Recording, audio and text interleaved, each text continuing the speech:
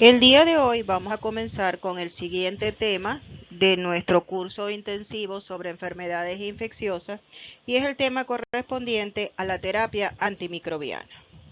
Como introducción, debo decirles que el uso de los agentes antimicrobianos en la terapéutica de las enfermedades infecciosas ha constituido un acontecimiento sin precedentes porque la curación y control de las enfermedades permitió modificar favorablemente el panorama de la morbilidad y mortalidad en la población, en la que estas infecciones ocupan uno de los primeros lugares entre las causas de muerte. Así, el desarrollo de la antibiótico-terapia en la actualidad permite un eficaz tratamiento de infecciones bacterianas, tanto agudas como crónicas, como por ejemplo el caso de la tuberculosis, y han surgido algunos nuevos agentes antimicrobianos que han resultado prometedores para el control de las enfermedades infecciosas de origen viral, parasitarias y micóticas. De igual manera, el desarrollo alcanzado por la microbiología en nuestros días ha permitido la identificación de nuevos tipos de microorganismos e infecciones, haciendo necesario, en consecuencia, el desarrollo y empleo de nuevos fármacos para su tratamiento. Ahora bien, la llamada edad de oro de los antibióticos comenzó en el año de 1941 con la producción de la penicilina a gran escala y su utilización con buenos resultados en los ensayos clínicos. En la actualidad, se calcula que más del 50% de todos los pacientes hospitalizados reciben algún tipo de tratamiento con antimicrobianos, por lo que en las últimas décadas se han obtenido numerosos compuestos de esta índole que han resultado de utilidad cuestionable, ya que su amplio uso ha fomentado el aumento de la resistencia antimicrobiana, creando una necesidad cada vez mayor de nuevas drogas, lo cual encarece también el tratamiento. En este sentido, resulta imprescindible para nuestro trabajo diario conocer cuáles son los criterios farmacológicos y microbiológicos que permiten el uso más racional de estos compuestos, porque en la actualidad la resistencia antimicrobiana es un problema global de distribución mundial que ha sido declarado por la Organización Mundial de la Salud como un problema de salud pública que nos puede conducir nuevamente a la era preantibiótica, en la cual no se dispone de agentes efectivos para el tratamiento de las enfermedades infecciosas.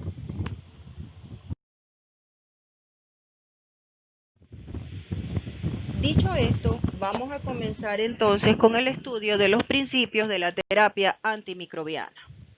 El término antimicrobiano se aplica en general para una amplia variedad de agentes que tienen efecto sobre los distintos tipos de microorganismos, bacterias, hongos, virus y parásitos, y por eso se habla de que hay antimicrobianos, antibacterianos, antimicrobianos que son antifúngicos, antivirales porque van contra los virus y antiparasitarios que son aquellos antimicrobianos que tienen efecto sobre los parásitos. Ahora, de todos estos agentes antimicrobianos, los antibacterianos son de hecho los usados más comúnmente, por lo que los principios de la terapia antimicrobiana se van a enfocar principalmente en estos compuestos, aunque los mismos principios son aplicables a los otros agentes. Ahora bien, el objetivo general de la terapia antimicrobiana consiste en la selección acertada del antimicrobiano más efectivo a la dosis indicada de acuerdo al tipo de infección, con un esquema de administración y duración apropiado para garantizar la resolución del proceso, es decir, la curación de la enfermedad, y todo esto conseguido con el menor costo posible. Vamos a estudiar ahora los factores que influyen en la selección e inicio de la terapia antimicrobiana. Y dentro de esto tenemos que considerar los factores que intervienen en la selección e inicio del régimen, las combinaciones de antimicrobianos y factores intrínsecos propios del hospedero. Vamos a comenzar entonces con el primero de los factores que influyen en la selección e inicio del régimen que tiene que ver con el diagnóstico.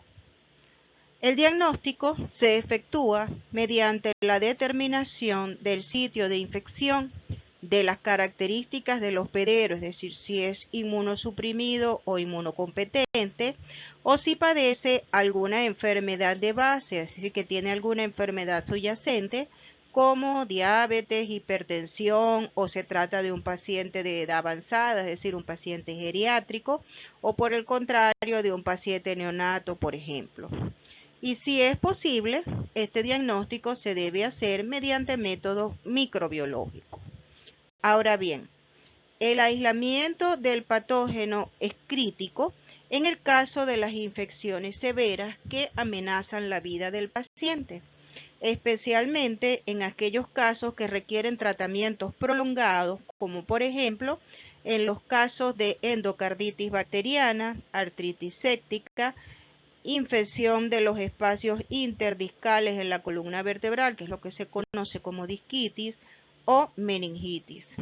De la misma manera, cuando el paciente no se beneficia de la terapia antimicrobiana que ha sido seleccionada por el clínico en base a la presentación del cuadro de la enfermedad, se requieren entonces pruebas e investigaciones adicionales para determinar el agente etiológico o, por el contrario, para excluir que no haya una etiología de tipo no infecciosa. Ahora, para optimizar la exactitud del diagnóstico microbiológico, los clínicos se deben asegurar que las muestras para el diagnóstico sean obtenidas apropiadamente y que sean inmediatamente remitidas al laboratorio para su estudio. Y todo esto se debe hacer preferentemente antes del inicio de cualquier tipo de terapia antimicrobiana. El diagnóstico de una enfermedad infecciosa también se apoya con mucha frecuencia en una historia clínica bien detallada. Por ejemplo, si tenemos un paciente que sufre una neumonía persistente, pero se conoce por los antecedentes epidemiológicos que ha vivido o que ha viajado recientemente al suroeste de los Estados Unidos.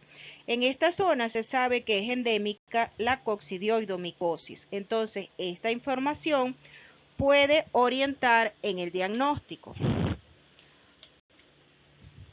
Aunque el diagnóstico microbiológico idealmente se basa en el cultivo ya sea de bacterias o de hongos o también en pruebas serológicas, la etiología microbiana más probable se puede inferir con mucha frecuencia a partir de la presentación clínica. Si tenemos, por ejemplo, un caso de celulitis infecciosa, entendiendo por celulitis una infección de las capas superficiales de la piel y no cuando hablamos de celulitis desde el punto de vista estético, que es cuando hay una alteración en que se ve la piel como piel de naranja, producto de los cambios circulatorios que ocurren porque hay un engrosamiento de las capas de la dermis cuando estamos así como que un poquito gorditos, ¿ok? No nos estamos refiriendo a ese tipo de celulitis desde el punto de vista estético, sino a una celulitis de origen infeccioso. Esta enfermedad por lo general es producida por cocos gram positivos, sean estafilococos o sean estreptococos, por lo que el tratamiento antibacteriano puede ser administrado aún sin haber realizado un cultivo previo, es decir, sin tener un resultado positivo de un cultivo. De igual manera, si tenemos una neumonía de adquisición comunitaria en la que el paciente no requiere hospitalización, esta también puede ser tratada empíricamente con el empleo de un macrólido u una fluoroquinolona sin realizar ninguna otra prueba diagnóstica adicional como eventualmente se realiza. Finalmente, las condiciones no infecciosas también tienen que ser consideradas en el diagnóstico diferencial de estas enfermedades, especialmente cuando los síntomas que presenta el paciente no están muy claros o muy bien definidos y se prestan a confusión. Otro de los factores que debemos considerar en este sentido es el inicio de la terapia antimicrobiana. El tiempo para iniciar esta terapia se guía básicamente por la urgencia de la situación del cuadro clínico que presente el paciente. Si se trata de pacientes críticamente enfermos, como aquellos que padecen un shock séptico o pacientes neutropénicos, pacientes con meningitis bacteriana, por ejemplo, la terapia empírica se debe administrar inmediatamente después de que se ha obtenido la muestra para el diagnóstico microbiológico, o se puede comenzar simultáneamente, es decir, al mismo tiempo que le estoy tomando la muestra, inmediatamente simultáneamente estoy obteniendo las muestras clínicas para hacer el diagnóstico. En algunas circunstancias clínicas donde el paciente está más estable, la terapia se puede retrasar deliberadamente hasta que los especímenes adecuados sean recolectados y enviados al laboratorio para su cultivo microbiológico. Ejemplos importantes de esto son los casos de pacientes con endocarditis bacteriana subaguda, disquitis vertebral, o también en los casos de osteomielitis. ¿Por qué? Porque estos pacientes, por lo general, ya llevan varios días o semanas enfermos antes de que se presenten a recibir el tratamiento, y entonces la administración de terapia antimicrobiana tiene que ser demorada hasta que se hayan obtenido múltiples sets de muestras para el diagnóstico, ya sea muestras de sangre para hemocultivo en el caso de la endocarditis, o en su defecto aspirados de los espacios interdiscales vertebrales o biopsias óseas en el caso de disquitis y de osteomielitis. El inicio prematuro de la terapia antimicrobiana en estas circunstancias puede suprimir el crecimiento de los microorganismos y de esta manera privarnos de la oportunidad de poder establecer un diagnóstico microbiológico adecuado, el cual es crítico para el manejo de estos pacientes que requieren una terapia antimicrobiana prolongada que puede durar varias semanas e incluso meses, y que debe ser estrictamente controlada para poder alcanzar la cura. Como tercer factor a considerar, tenemos la terapia empírica en contraste con la terapia definitiva. Debido a que los resultados de los cultivos microbiológicos no están disponibles inmediatamente, sino 24, 48, 72 horas e incluso tiempo después de la obtención de la muestra en algunos casos, la terapia inicial de la infección con frecuencia, como les mencioné previamente, es empírica y está guiada por la presentación clínica de los casos. Se ha demostrado que la terapia inadecuada en pacientes críticos que se encuentran hospitalizados está asociado con desenlaces desfavorables, conduciendo a mayores tasas de morbilidad y mortalidad, así como también a prolongar la estancia hospitalaria y en consecuencia a elevar los costos de las enfermedades.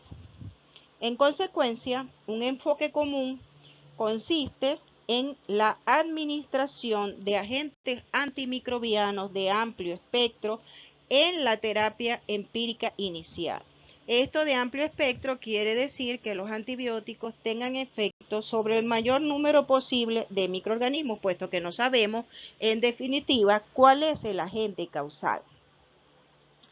Y se busca entonces cubrir múltiples patógenos que comúnmente estén asociados con el cuadro clínico específico.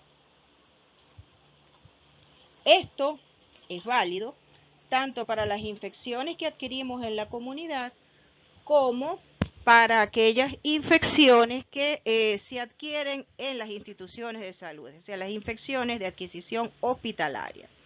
Por ejemplo, si tenemos el caso de un paciente joven, adulto, previamente sano, que se presenta a la emergencia del hospital con sospecha de meningitis, muy probablemente esta meningitis si es de origen bacteriano, puede ser causada por un neumococo o por un meningococo.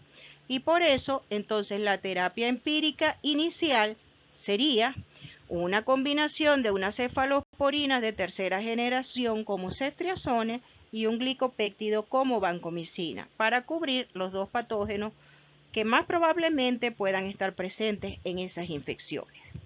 Ahora, si estamos en un caso diferente, que sería una infección hospitalaria que frecuentemente está asociada al uso de dispositivos invasivos y de procedimientos que lesionan las barreras naturales contra la infección, como es el caso de las bacteriemias asociadas a catéteres, las neumonías asociadas a ventiladores o infecciones del tracto urinario también asociadas con catéteres.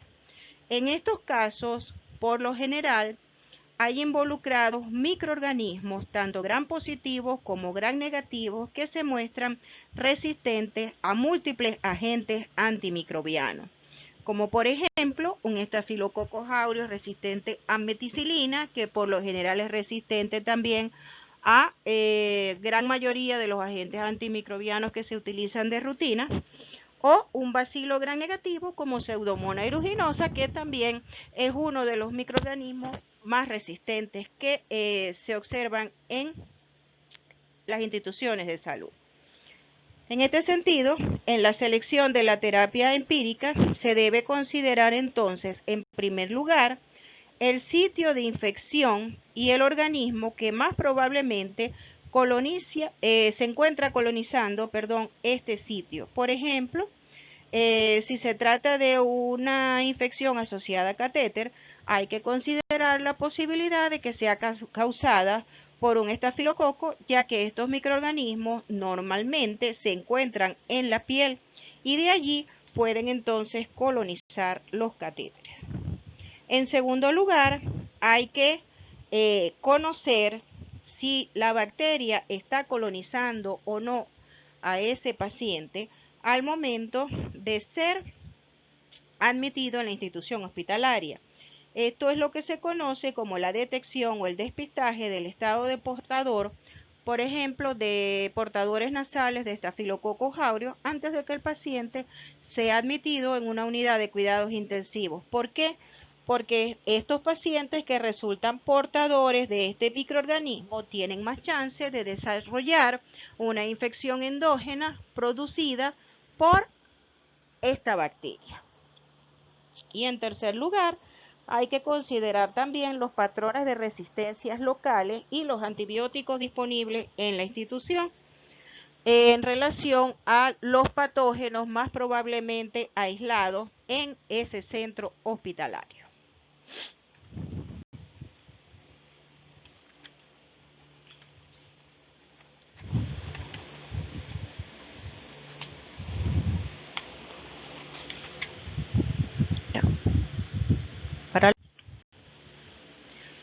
Una vez que se han obtenido los resultados de las pruebas microbiológicas, es decir, que se obtiene el resultado de los cultivos y se conoce con exactitud la identidad del patógeno y está disponible la información sobre su susceptibilidad antimicrobiana, se debe entonces proceder a estrechar el espectro de los antibióticos. Esto es lo que se conoce como el proceso de desescalamiento y es un paso crítico en la terapia antimicrobiana que busca reducir los costos y la toxicidad posible de los antibióticos, al mismo tiempo que trata de prevenir la emergencia de resistencia antimicrobiana en la comunidad. Los agentes antimicrobianos con espectro reducido deben ser dirigidos contra el patógeno más probable, como en el caso de las neumonías comunitarias o de catéteres en el ambiente ambulatorio, cuando muchas veces los cultivos microbiológicos específicos no se realizan frecuentemente. Se deben considerar también las pruebas de susceptibilidad a los agentes antimicrobianos. Estas pruebas miden la habilidad de un determinado microorganismo para crecer in vitro en presencia de una determinada droga.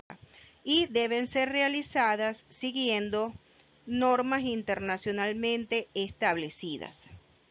Estas pruebas tienen como meta predecir el posible éxito o fracaso del tratamiento probado frente a un determinado microorganismo en particular. Estos resultados generalmente vienen expresados en términos de concentración inhibitoria mínima, definida como la mínima concentración o la mínima cantidad de un antibiótico que es capaz de inhibir la multiplicación o el crecimiento bacteriano. Y generalmente se interpretan entonces de manera cualitativa con los términos de sensible, resistente o intermedio, de acuerdo con los criterios de interpretación vigentes al momento.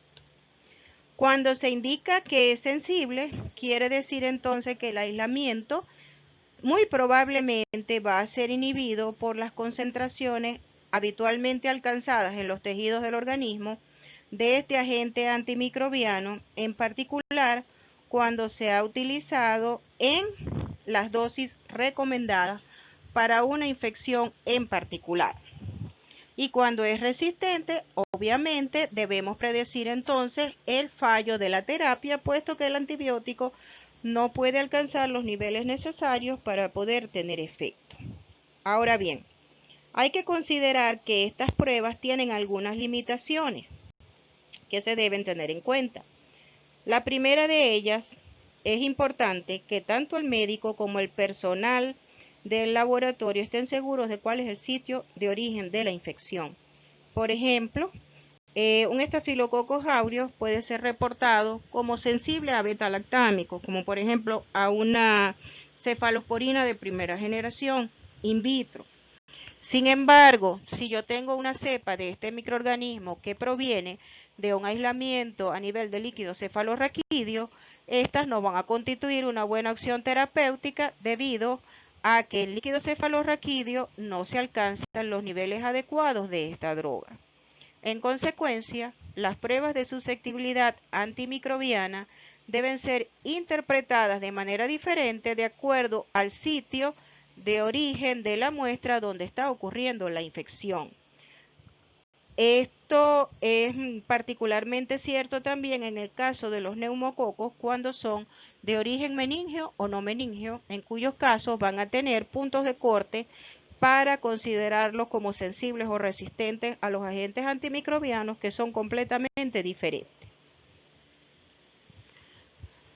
Además, hay que considerar que algunos microorganismos son capaces de producir en vivo algunas enzimas que inactivan a los antimicrobianos, a los cuales pueden aparecer como susceptibles in vitro. Ejemplo de esto son las llamadas BLE o beta-lactamasas de espectro extendido, que median la resistencia a todos los beta-lactámicos con excepción de los carbapenem como imipenem y meropenem. En la práctica, la producción de estas enzimas se debe sospechar cuando se observa un bacilo gram negativo resistente a las cefalosporinas de tercera generación o al Astrionam y susceptible a la cefamicina con susceptibilidad solamente a imipenem o meropenem. En general, se recomienda, se dice que es una muy buena práctica que exista una comunicación directa y verdadera entre el personal de laboratorio y el personal clínico, sobre todo cuando se obtienen patrones de resistencia inusuales. Idealmente también debemos considerar las limitaciones que tiene el propio laboratorio, sobre todo cuando se trata de instituciones de salud pequeñas u hospitales pequeños, donde, por ejemplo, probar los agentes más nuevos como la dactomicina, el linezolid, quinupristin, dalfopristin, no puede, o sea, que son los antibióticos más nuevos contra cocos gram positivos multiresistentes. Estos no están disponibles de manera rutinaria en estas instituciones de salud, por lo cuanto ese reporte no va a estar disponible. Estos antibióticos solo están disponibles en grandes centros hospitalarios o en centros de referencia. También se debe considerar los pros y las contras y ver si vamos a administrar una terapia bactericida o una terapia bacteriostática. En este sentido, debo decirles, o sea que se habla de que un agente es bactericida cuando causa la muerte y disrupción de la célula bacteriana. Esto incluye drogas que actúan principalmente sobre la pared celular, como los beta-lactámicos, o sobre la membrana celular, como la dactomicina, o sobre el ADN bacteriano, como las fluoroquinolonas.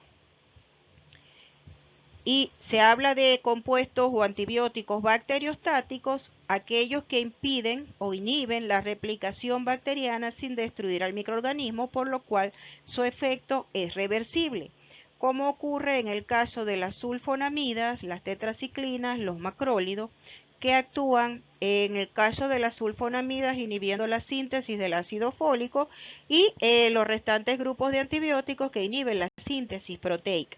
Siempre que sea posible, se prefiere utilizar antibióticos bactericidas antes que antibióticos bacteriostáticos, sobre todo en el caso de infecciones severas para lograr alcanzar la cura más rápidamente. Y esto también es muy cierto en el caso de pacientes inmunocomprometidos, pues en el caso de los agentes bacteriostáticos se requiere de la participación de la respuesta inmune del paciente para poder eliminar completamente el microorganismo. Y si el paciente tiene un cuadro de inmunodeficiencia, esto no va a ser posible. Entonces, esto es otro de los factores que se debe tomar en cuenta a la hora de instalar una terapia antimicrobiana. Se debe considerar también la vía de administración. No es igual administrar tratamiento antimicrobiano en un paciente hospitalizado severamente enfermo que en un paciente ambulatorio con una condición mucho más estable. En este sentido, entonces, en pacientes hospitalizados que por su condición de un cuadro grave necesitan entonces la administración de tratamiento por vía intravenosa, es decir, vía parenteral, y esto viene determinado por la severidad de la infección. Ahora, si yo tengo un paciente con una infección, vamos a decir, moderada, que requiere hospitalización, pero por otras causas, es decir, el cuadro no es tan severo, pero lo tengo hospitalizado para controlar el dolor porque está deshidratado y necesito administrarle fluido, o tiene una arritmia cardíaca y la quiero controlar, ¿ok? En estos casos, estos pacientes, sin embargo, si tienen una función gastrointestinal normal, van a ser buenos candidatos para recibir agentes antimicrobianos por vía oral. Ahora, también se puede dar el caso de que un paciente inicialmente sea tratado por vía intravenosa y en el momento en que ya su condición se hace más estable, se puede hacer el cambio a una terapia por vía oral. Hay que considerar también la eficacia en el sitio de la infección. ¿Por qué? Porque el efecto de una droga va a depender de su capacidad para alcanzar una concentración igual o mayor que la llamada concentración inhibitoria mínima que hemos mencionado en el sitio de la infección. Por ejemplo, un macrólido no es capaz de atravesar la barrera hematoencefálica. Por eso no se administra en los casos en que hay, por ejemplo, una infección severa a nivel del sistema nervioso central. También debemos tener en cuenta otro factor que sería el monitoreo de las drogas terapéuticas. Esto es particularmente cierto en el caso de aquellos antibióticos que tienen un índice terapéutico muy estrecho, entendiendo por índice terapéutico la razón de dividir la dosis tóxica en relación con la dosis clínica. Es decir, afortunadamente para nosotros, la mayoría de las drogas que se utilizan en el tratamiento de infecciones, ¿ok?, tienen un índice terapéutico muy amplio, permitiendo incluso el empleo de dosis estándar con posibilidades de hacer ajustes o modificaciones de acuerdo a la edad, al peso del paciente y a su funcionalismo hepático o renal. Sin embargo, siempre van a haber algunas drogas que requieren el monitoreo de los niveles séricos, principalmente debido a que poseen altos niveles de toxicidad, como ocurre con el caso de los aminoglicósidos, o porque puede ocurrir una falla terapéutica cuando se administran niveles por debajo de lo ideal, como ocurre en el caso de la vancomicina, o también se puede dar una combinación de los dos factores, como ocurre en el tratamiento de las infecciones fúngicas invasivas con el voriconazol.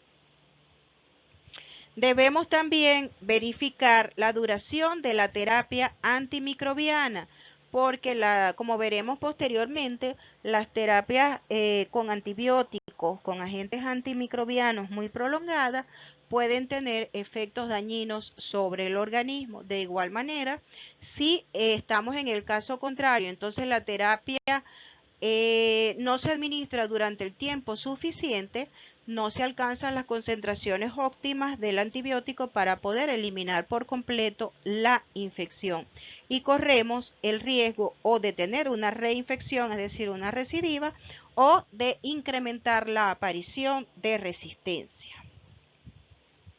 También se debe tomar en cuenta la farmacocinética de las drogas, porque hay algunos que este factor es particularmente cierto en el caso, por ejemplo, de el tratamiento de la terapia de una endocarditis bacteriana por un estafilococo coagulasa negativo.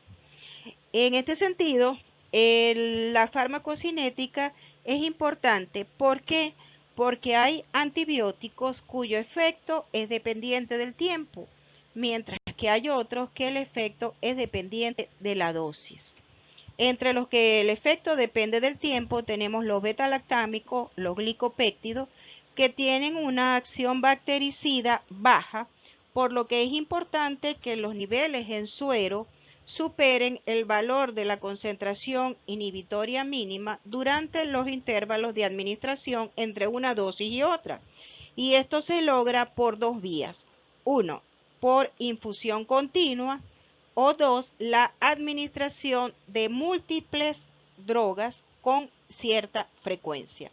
Mientras que por su parte, las drogas cuyo efecto depende de la concentración, como es el caso de los aminoglicósidos, la fluoroquinolona, el metronidazol y la dactomicina, ellos poseen una elevada actividad bactericida a medida que se incrementa su concentración sérica. Y con estas drogas lo importante es el pico sérico y no la frecuencia del intervalo de las dosis, lo que va a determinar la eficiencia del tratamiento. Otro factor, mejor dicho, que debemos considerar en la selección de la terapia antimicrobiana es la posibilidad de administrar combinaciones de antimicrobianos. Si bien es cierto que normalmente se prefiere una monoterapia, es decir, aplicar un solo agente antimicrobiano, es recomendable la combinación de dos o más agentes en algunos casos específicos. Uno de ellos es cuando el agente exhibe efecto sinérgico contra un microorganismo en particular. Cuando se habla de sinergia, hacemos referencia a que cuando se estudia in vitro, su efecto combinado, en el caso de los dos agentes, es mayor que la suma de los efectos independientes de cada antibiótico cuando son medidos de manera separada. Por ejemplo, si yo tengo la combinación de beta-lactámico y aminoglicósido, gentamicina y penicilina, por ejemplo, en el tratamiento de una endocarditis por una especie de enterococo. Allí se busca un efecto sinérgico donde el beta-lactámico debilita la pared celular, facilitando la penetración del aminoglicósido a través de la pared celular, y de esta manera en conjunto ellos tienen más efecto que cada uno de manera independiente. Otro caso es cuando hay necesidad de aplicar una terapia empírica, cuando los pacientes críticamente enfermos requieren este tipo de terapia mientras se esperan los resultados del cultivo. Y esto es particularmente cierto en el caso de infecciones adquiridas por el personal de salud causadas por bacterias que generalmente son multiresistentes a los agentes antimicrobianos, al igual que los pacientes, como ocurre en el caso de los pacientes que están hospitalizados, sobre todo en las unidades de cuidados intensivos. Entonces, en estos casos es conveniente administrar una terapia con dos agentes activos contra el posible agente implicado. Supongamos que es un bacilo gram negativo, entonces se deben aplicar, si se trata por ejemplo de una pseudomonas, entonces es recomendable aplicar, por ejemplo, una combinación de una fluoroquinolona o un aminoglicósido con un beta-lactámico contra pseudomonas, como por ejemplo piperacilina tazobactam con una fluoroquinolona, etcétera. Y esto puede ser indicadas entonces como una terapia empírica inicial. También debemos tener en cuenta la posibilidad de que hayan infecciones polimicrobianas.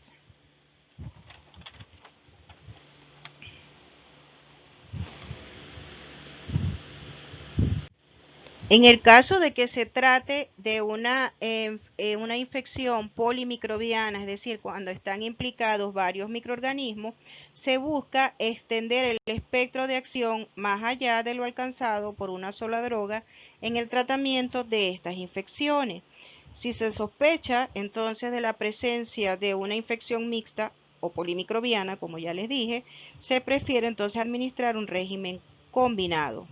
Por ejemplo, en el caso de una infección intraabdominal, con frecuencia hay implicados más de un organismo, ya que hay variedad de cocos gram positivos, de bacilos gram negativos y también de bacterias anaeróbicas. En estos casos, la combinación de una cefalosporina de tercera generación o una fluoroquinolona y el metronidazol se puede usar como una potencial opción de tratamiento en estos casos. Y esta combinación puede ser más efectiva desde el punto de vista de los costos económicos del tratamiento que si se administra un solo agente, como un carbapenén, que es mucho más costoso. Y también es útil aplicar las combinaciones de antimicrobianos para prevenir la aparición de resistencia. Es decir, que para prevenir la aparición de mutantes resistentes en una población bacteriana, generalmente esto ocurre es producto de la presión selectiva que ejercen los antibióticos. Debido a que los antibióticos son diferentes, los mecanismos de resistencia implicados también van a ser diferentes. Entonces, la oportunidad de que un mutante, es decir, que una bacteria sea resistente a ambos agentes al mismo tiempo, es menor que de que muestre resistencia a uno solo de estos agentes. Dicho de otras palabras, el uso de la terapia combinada puede brindar una mejor oportunidad de que al menos una de las drogas sea efectiva. En consecuencia, previene la aparición de una población de mutantes resistentes que se puede hacer entonces la cepa dominante y conducir a un fallo terapéutico.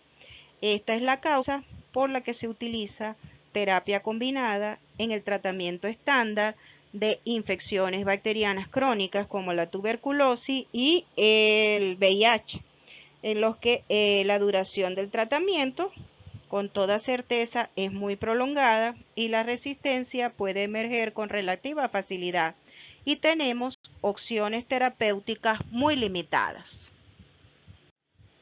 El último grupo de factores a considerar en la selección de la terapia antimicrobiana son los factores propios del hospedero. Uno de ellos, y quizás uno de los más importantes, es el funcionamiento renal y hepático. ¿Por qué? porque el hígado y los riñones son los principales órganos responsables de la eliminación de las drogas del organismo. En consecuencia, es muy importante determinar cómo están funcionando durante la administración de la terapia. En algunos casos es necesario reducir la dosis para prevenir la acumulación y la consiguiente toxicidad en pacientes que presentan alteraciones por disminución del funcionalismo renal o hepático.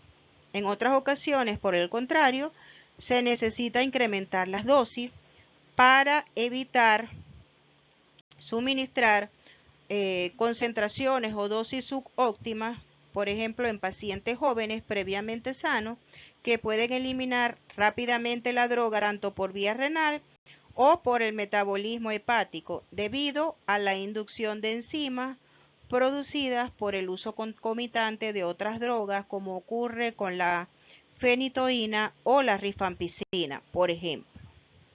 Otro factor a considerar es si hay alguna enfermedad subyacente o alguna enfermedad de base, si el paciente es diabético, si el paciente es hipertenso, si es un paciente de más edad, si es un paciente inmunocomprometido con una enfermedad autoinmune, como por ejemplo un lupus, etc.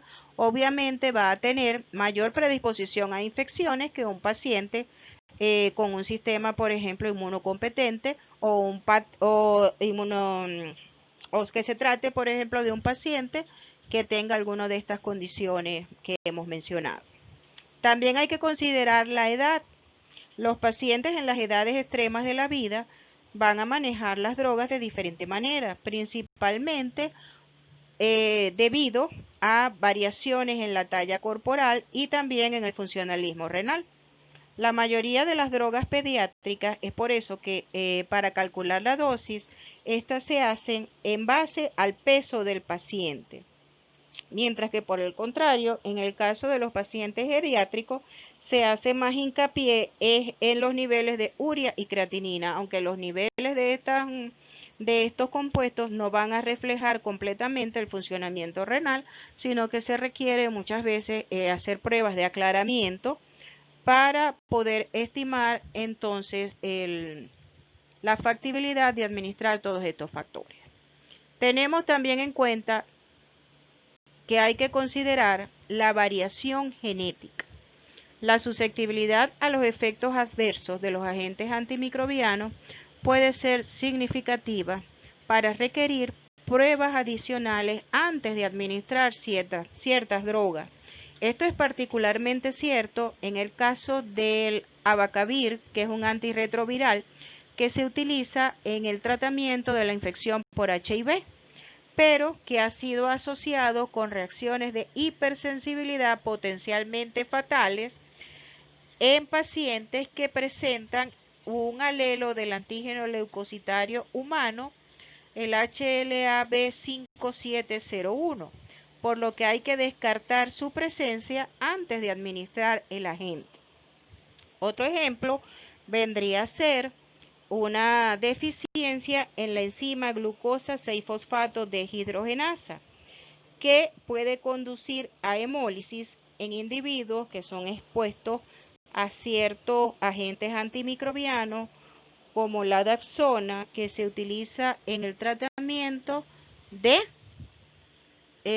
infecciones por micobacterias, o la primaquina, que se utiliza en infecciones parasitarias, y la nitrofurantoína, que se utiliza en infecciones bacterianas. Adicionalmente, también existen muchos agentes antimicrobianos que son metabolizados a nivel hepático por el sistema del citocromo P450. Y a pesar de que existen variaciones en la expresión de estas enzimas, entonces se hace necesario evaluar su funcionamiento antes de establecer la dosis de terapia apropiada. También hay que considerar, si se trata de una mujer, el embarazo y la lactancia. Y hay que considerar en el caso del embarazo tanto a la mamá como al feto. En el caso de la madre, hay quienes postulan que el incremento del volumen plasmático y del flujo renal sanguíneo, sobre todo durante el tercer trimestre del embarazo, puede conducir a un aclaramiento más rápido y a niveles más bajos de los agentes farmacéuticos en general, incluyendo a los antimicrobianos. Sin embargo, no hay muchos estudios clínicos que sustenten esta afirmación. No obstante, no se recomiendan dosis más elevadas de rutina de los agentes antimicrobianos durante este periodo del embarazo. También hay algunos expertos que recomiendan un incremento en la dosis de varios inhibidores de proteasa, sobre todo para el tratamiento de la infección por VIH en mujeres embarazadas. Si tratamos ahora el caso desde el punto de vista del desarrollo del feto, hay muchos agentes antimicrobianos que pueden tener un efecto teratogénico, es decir, inducir a la aparición de malformaciones congénitas o tener un efecto tóxico sobre el producto del embarazo, es decir, sobre el feto. Las penicilinas, las cefalosporinas y los macrólidos históricamente siempre han sido considerados como los agentes antimicrobianos más seguros durante el embarazo. Por el contrario, otros antibióticos como la sulfonamida o la nitrofurantoína, que no eran considerados dañinos durante la gestación, recientemente se han asociado con varios defectos de nacimiento, por lo cual no se recomienda su empleo durante el embarazo. Existen otras drogas como la tetraciclina y el cloranfenicol que sí tienen efectos adversos bien descritos sobre el feto y el neonato, por lo tanto, su uso debe ser evitado. Y en general, todos los agentes antimicrobianos deben ser prescritos con mucha precaución durante el embarazo y también durante la lactancia, sobre todo porque entonces ellos pueden pasar a través de la leche materna, estos antibióticos pueden pasar hacia el bebé. Se debe considerar también la posibilidad de alergia o intolerancia a los agentes antimicrobianos. Los antecedentes en este aspecto deben ser obtenidos rutinariamente durante la elaboración de la historia clínica del paciente, porque para evitar la posibilidad de reacciones de hipersensibilidad que puedan conducir a un shock anafiláctico y a la muerte del paciente. También se debe considerar el uso reciente de antibióticos, entendiendo por esto la exposición a agentes antimicrobianos durante los últimos 3 meses previos, porque pueden ayudar a la selección de la terapia antimicrobiana. ¿Por qué? Porque el agente causal de este episodio de infección va a haber emergido, o sea, va a aparecer bajo la presión selectiva del agente antimicrobiano que fue administrado recientemente. Entonces, hay mayor probabilidad de que exprese resistencia a la droga o al grupo de drogas si se trata de resistencia en bloque, por lo que se recomienda entonces el empleo de un agente alternativo. También se debe evaluar el estado inmunológico del paciente, es decir, no es igual si se trata de un paciente inmunocompetente o inmunosuprimido, ya que como les decía previamente, esto está relacionado con la selección de agentes bactericidas o bacteriostáticos.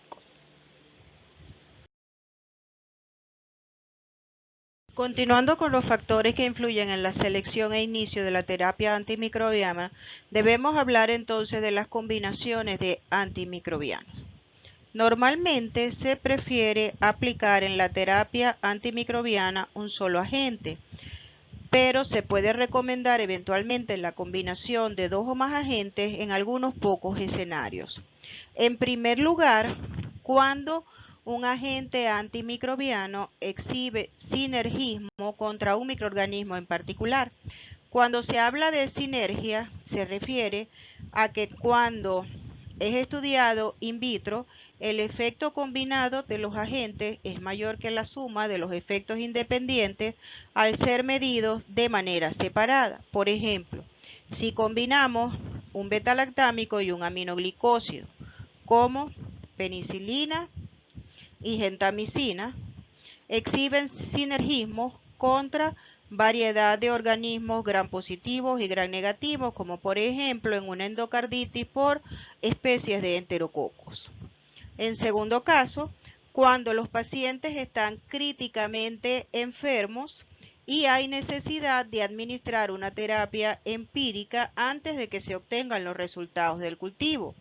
Esto es particularmente cierto cuando las infecciones son adquiridas por el personal de salud, que generalmente son infecciones causadas por bacterias multiresistentes. En este caso, la combinación de antibióticos busca que al menos uno de los agentes administrados sea activo contra el microorganismo sospechoso. Los pacientes hospitalizados, por ejemplo, que desarrollan un shock séptico y en los hemocultivos se reporta el aislamiento de un bacilo gram negativo, entonces sería conveniente administrar terapia con 2 agentes activos contra estos microorganismos. Sobre todo en el caso particular si sospechamos de una posible pseudomonas aeruginosa, ya que este es un patógeno nosocomial común que generalmente expresa resistencia a múltiples antibióticos. En este caso, se puede administrar una combinación de una fluoroquinolona o un aminoglicósido con un beta-lactámico anti-pseudomonas como piperacilina tazobactam. Y esto pudiese ser el tratamiento indicado. También tenemos el caso particular en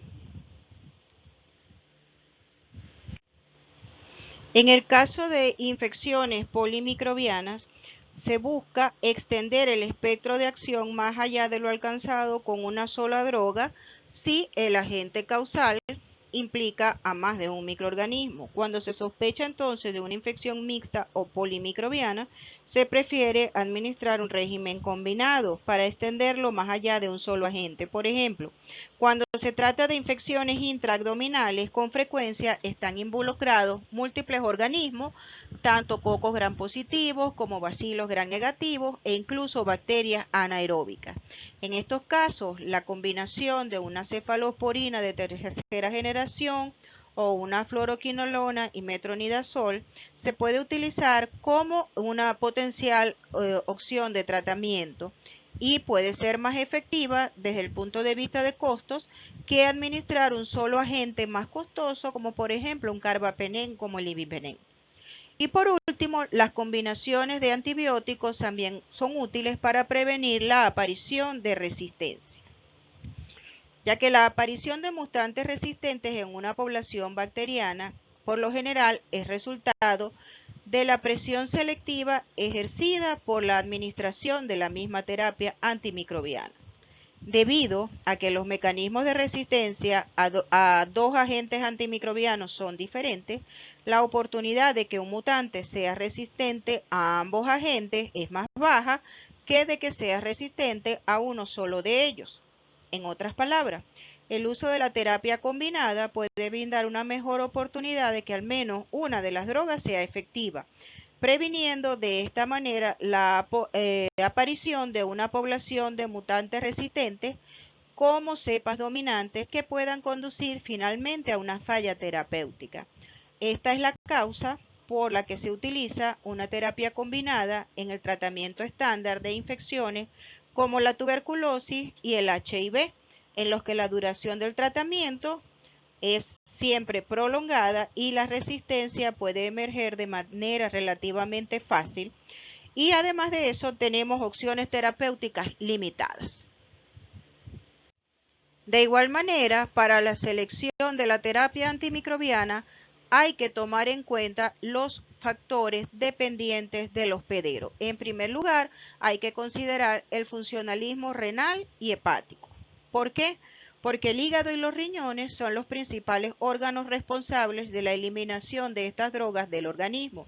Entonces, es importante determinar la forma como ellos están funcionando durante la administración de la terapia. En algunos casos, es conveniente reducir la dosis para prevenir la acumulación y la consiguiente toxicidad en pacientes que presentan alteraciones por disminución ya sea del funcionalismo renal y o hepático. En otras ocasiones, Por el contrario, lo que se necesita es incrementar la dosis para evitar la administración de concentraciones subóptimas en pacientes jóvenes previamente sanos que eliminan rápidamente las drogas por vía renal o cuyo metabolismo hepático debido a la inducción de enzimas por el uso concomitante de drogas como fenitoína o rifampicina pudieran afectar el resultado de la terapia. También debemos analizar la edad de los pacientes, ya que las edades extremas de la vida manejan las drogas de diferente manera, debido principalmente a variaciones en la talla corporal y en el funcionalismo renal. La mayoría de las drogas pediátricas para su administración se guían por el peso y el cálculo de la dosis se hace en base a este criterio, mientras que en los pacientes geriátricos se evalúan mucho los niveles de creatinina sérica como guía para monitorear la terapia, pero en ocasiones solamente los niveles de creatinina no van a reflejar completamente el funcionalismo renal y es más conveniente entonces hacer un aclaramiento de creatinina para lo cual es estimado entonces entre los factores juntos con la edad y el peso del paciente para poder determinar entonces cuál va a ser la terapia que se va a administrar. Debemos tomar en cuenta otro factor que es la variación genética, es decir, la susceptibilidad de los pacientes a los efectos adversos de los agentes antimicrobianos puede ser significativa y en algunas ocasiones necesita de que se realicen pruebas adicionales antes de administrar las drogas. Por ejemplo, el antirretroviral abacavir se utiliza en el tratamiento de la infección por VIH, pero se ha asociado con reacciones de hipersensibilidad potencialmente fatales que cursan con fiebre, rash, dolor abdominal e incluso distrés respiratorio. Frecuentemente esto ocurre en pacientes que tienen un alelo del antígeno leucocitario humano HLA-B5701, por lo que hay que descartar su presencia antes de administrar el agente. Otro ejemplo sería una deficiencia en la enzima glucosa 6-fosfato deshidrogenasa, que puede resultar en hemólisis en aquellos individuos que son expuestos a ciertos agentes como es el caso de la daxona, la primaquina o la nitrofurantoína. Además, por ejemplo, muchos agentes antimicrobianos son manejados por el sistema del citocromo hepático P450 y a pesar de que ocurren variaciones en la expresión de estas enzimas, se recomienda evaluar previamente esto antes de guiar el establecimiento de las dosis apropiadas de la terapia. También hay que considerar el embarazo y la lactancia, pues en el embarazo hay que considerar tanto a la madre como al feto. Por ejemplo, en el caso de la madre, el incremento en el volumen plasmático y el flujo renal sanguíneo, especialmente durante el tercer trimestre del embarazo, puede resultar en un aclaramiento más rápido y en niveles séricos más bajos de los agentes farmacéuticos, incluyendo dentro de estos a los antimicrobianos. Sin embargo, no existe mucha información que soporte esta afirmación, por lo cual, por lo general, no se recomiendan dosis más elevadas de rutina durante este periodo del embarazo para las mujeres. Algunos expertos, sin embargo, recomiendan un incremento en la dosis de varios inhibidores de proteasa para el tratamiento de la infección del HIV durante el embarazo. Ahora bien, si nos vamos a ver el caso desde el punto de vista del desarrollo fetal, varios agentes antimicrobianos pueden tener efecto teratogénico, es decir, provocar la aparición de malformaciones congénitas o tener un efecto tóxico. Las penicilinas, las cefalosporinas y los macrólidos, han sido históricamente considerados como los agentes antimicrobianos más seguros durante el embarazo. Otros agentes, como en el caso de las sulfonamidas y las nitrofurantoínas, no eran consideradas generalmente dañinos durante la gestación. Sin embargo, en estudios recientes se han asociado con varios defectos de nacimiento, por lo cual no se recomienda su administración. Otros antibióticos como la tetraciclina y el cloranfenicol poseen efectos adversos bien descritos tanto sobre el feto como el neonato, por lo cual debe ser evitado. Y en general, los agentes antimicrobianos deben ser prescritos con mucha precaución durante el embarazo. Otro factor que debemos considerar es la presencia de cuadros de alergia o intolerancia. En este sentido, la historia, los antecedentes del paciente deben ser obtenidos rutinariamente antes de administrar la terapia antimicrobiana, porque puede darse el caso de que exista una reacción de hipersensibilidad que pueda conllevar a un shock anafiláctico y a la muerte del paciente. También debemos descartar el uso reciente de antibióticos, considerando como a la exposición a agentes antimicrobianos durante los 3 meses previos a la aparición ahora de la enfermedad, porque estos pueden ayudar en la selección de la terapia antimicrobiana. ¿Por qué?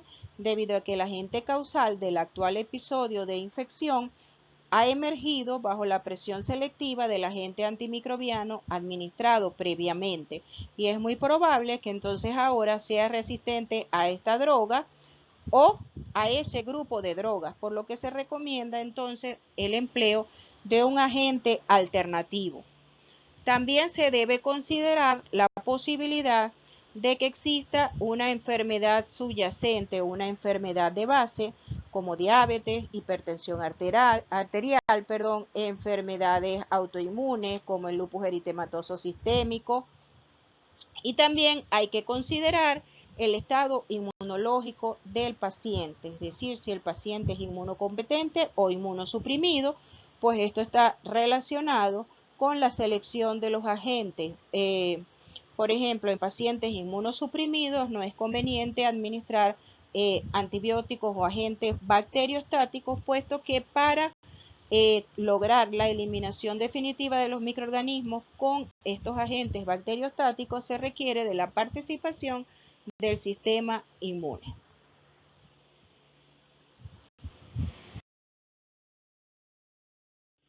Ahora bien, vamos a hablar de cuáles son las condiciones para continuar con la terapia antimicrobiana. Previamente, cuando estábamos estudiando los factores para instaurar la terapia, hablábamos de la duración de esta terapia. Para continuarla, también es importante considerar el tiempo de administración. ¿Por qué? Por los posibles efectos deleterios que puede tener la terapia antimicrobiana prolongada, incluyendo dentro de estos posibles efectos adversos o secundarios, problemas de adherencia, selección de mutantes resistentes y también el elevado costo. Muchos estudios han tratado de definir cuál es la duración óptima de la terapia antimicrobiana, haciendo énfasis en la búsqueda de cursos de terapias más cortos. En este sentido, por ejemplo, las evidencias han sustentado que, por ejemplo, para una infección del tracto urinario no complicada, en mujeres el tratamiento ideal debería ser de 3 días. Que, por ejemplo, para una neumonía adquirida en la comunidad debería ser de 5 días, y para una neumonía asociada a ventilación debería ser máximo de 8 días. Sin embargo, es importante recalcar que los clínicos deben tratar al paciente durante el tiempo estrictamente necesario para evitar todas estas posibles complicaciones. Otro de los criterios a considerar para continuar con la terapia antimicrobiana es la evaluación de la respuesta al tratamiento. Y esta respuesta al tratamiento en una infección la podemos hacer desde 2 puntos de vista. Uno, utilizando parámetros clínicos, y otra, utilizando parámetros microbiológicos. Los parámetros clínicos están relacionados con la mejoría de los signos y síntomas que presentaba el paciente. Por ejemplo, la disminución de la fiebre, de la taquicardia, del estado de confusión mental, ¿ok? Tenemos también valores de laboratorio, como por ejemplo una disminución en el recuento de leucocitos y posibles hallazgos radiológicos e imagenológicos, como por ejemplo una disminución en el tamaño de un absceso. Pero también, como hablamos desde el punto de vista microbiológico, por ejemplo, en caso de una bacteriemia, el mejor comprobante de que la respuesta microbiológica ha sido efectiva es evaluar la desaparición del microorganismo del torrente sanguíneo, es decir, observar la negativización de los hemocultivos, lo cual es considerado entonces un aspecto muy importante junto con la mejoría clínica del paciente. Con los antimicrobianos hay que tener mucho cuidado con los posibles efectos adversos, efectos secundarios o efectos indeseables de los antibióticos, que siempre van a estar presentes en un mayor o menor grado. Pero lo más importante es los casos de alergia o de hipersensibilidad. Aunque generalmente el término de alergia antimicrobiana lo usamos como sinónimo de una reacción adversa o efecto adverso. Estas reacciones alérgicas van a constituir únicamente un subconjunto de efectos adversos de los agentes antimicrobianos. Las reacciones alérgicas o de hipersensibilidad pueden ser mediadas por la inmunoglobulina del tipo E o pueden darse de forma retrasada y generalmente manifiestas como una erupción. En los casos más severos de alergia mediada por inmunoglobulina E, vemos los casos de shock anafiláctico. Sin embargo, los efectos adversos pueden ser de diferente naturaleza, un rash cutáneo, mareo, dolor de cabeza, dolor de estómago, diarrea, temblores, etcétera, etcétera, etcétera. Debemos considerar también cuáles son las situaciones especiales en los casos de terapia de las enfermedades infecciosas.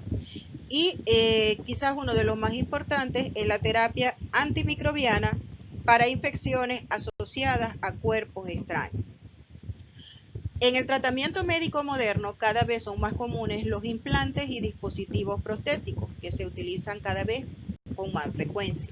Sin embargo, una desafortunada consecuencia de este incremento en su uso es la aparición de infecciones asociadas con la colocación de estos dispositivos y que involucran tanto a implantes temporales como es un catéter, una sonda urinaria, un catéter venoso central, como a los permanentes como son las prótesis articulares, una válvula cardíaca artificial, un implante mamario, etc. Una de las características importantes que tienen los dispositivos que están relacionados a la infección está relacionado con la formación de biofilm o biopelícula, que éstas protegen a los microorganismos de los efectos de la terapia antimicrobiana, muy probablemente como resultado de una alteración en el estado metabólico de los microorganismos. Entonces, los microorganismos productores de biofilm por lo general son más resistentes a los agentes antimicrobianos y son los que están principalmente asociados con infecciones a cuerpos extraños. También se debe considerar el uso de agentes antimicrobianos como terapia profiláctica o terapia supresiva. Esta es apropiada en algunos casos particulares, como por ejemplo antes de una intervención quirúrgica, que es lo que se conoce como profilaxis antimicrobiana prequirúrgica, que tiene que ver con administrar antibióticos a los pacientes que van a ser sometidos a cirugía a fin de evitar que se les contaminen las heridas. Tenemos también la profilaxis antimicrobiana para pacientes inmunocomprometidos, para prevenir la transmisión de patógenos transmisibles a contactos susceptibles. Esto se hace, por ejemplo, cuando hay brotes de meningitis por Neisseria meningitidis. A los pacientes que han estado en contacto con él se les administra generalmente rifampicina como profilaxis. También tenemos profilaxis antimicrobiana antes de procedimientos odontológicos y otros procedimientos invasivos en pacientes susceptibles a endocarditis bacteriana. Y lesiones traumáticas con una alta probabilidad de infección, como por ejemplo en un accidente que haya una fractura abierta con exposición del tejido óseo. En todos estos casos, se recomienda administrar terapia antimicrobiana con una finalidad profiláctica a fin de evitar la aparición de infecciones.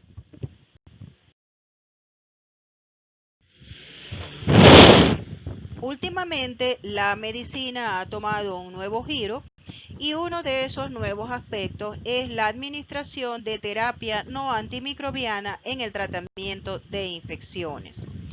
Generalmente no solamente es importante la terapia antimicrobiana. El ejemplo mejor reconocido de este tipo de tratamiento en las infecciones es, por ejemplo, cuando estamos haciendo un drenaje operativo o un desbridamiento a nivel de una úlcera o una herida infectada. Este procedimiento es muy útil cuando la carga microbiana en el organismo es muy alta o también para el manejo de acceso. ¿Por qué? Porque la penetración y la actividad de los agentes antimicrobianos a menudo es inadecuada. Otra de las posibles terapias utilizadas con este fin y que no son de origen antimicrobiano es, por ejemplo, la utilización de modulación de la respuesta inflamatoria a la infección en el hospedero mediante la aplicación de glucocorticoides sistémicos. También tenemos la administración de terapia con inmunoglobulina, el empleo de los probióticos, etc.